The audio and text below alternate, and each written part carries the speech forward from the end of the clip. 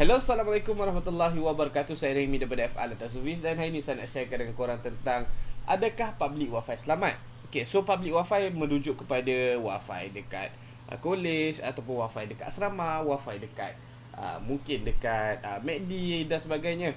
So kalau ikutkan Wifi macam ni, ramai orang yang boleh akses.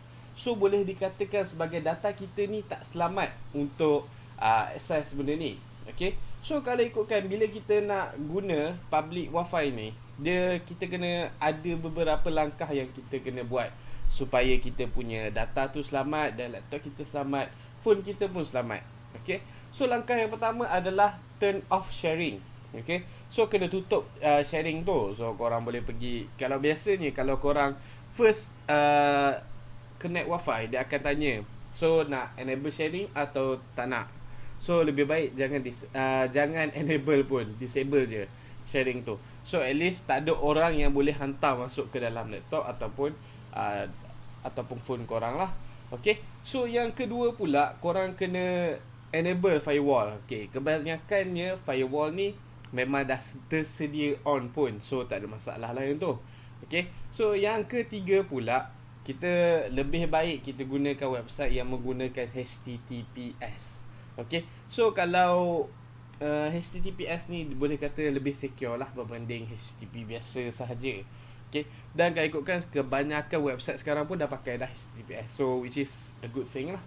Okay, so yang keempat pula, lebih digalakkan untuk guna VPN. Okay, kalau korang ada VPN, korang just connect pakai Wifi tu dan kemudian enable korang punya VPN. Sebab VPN tu dia boleh cover korang punya trace. Okay, so at least kalau korang dekat, contohlah korang dekat sini kan, okay, dan sepatutnya IP korang pun IP kat sini lah. Okay, so VPN tu dia akan buat camouflage ataupun cover untuk korang. So korang macam dekat US ke, korang dekat Jepun ke dan sebagainya, so korang boleh senang lah, korang boleh elakkan daripada serangan tu. Okay, lagipun VPN pun dia akan gunakan satu tanda yang special. Okay, so itu nanti saya explain pasal VPN pula lah. Okay, dan yang terakhir sekali, bila dah habis guna internet tu, tutup lah ataupun disconnect lah Wifi tu.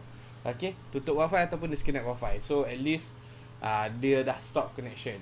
Okay, so apa pendapat korang, boleh kongsikan dekat ruangan komen. Kalau korang ada idea dan juga tahu topik untuk video yang akan datang, boleh tinggalkan dekat ruangan komen. Okay, sampai sini saja video untuk hari ini. Assalamualaikum warahmatullahi wabarakatuh. Saya Remy, signing out.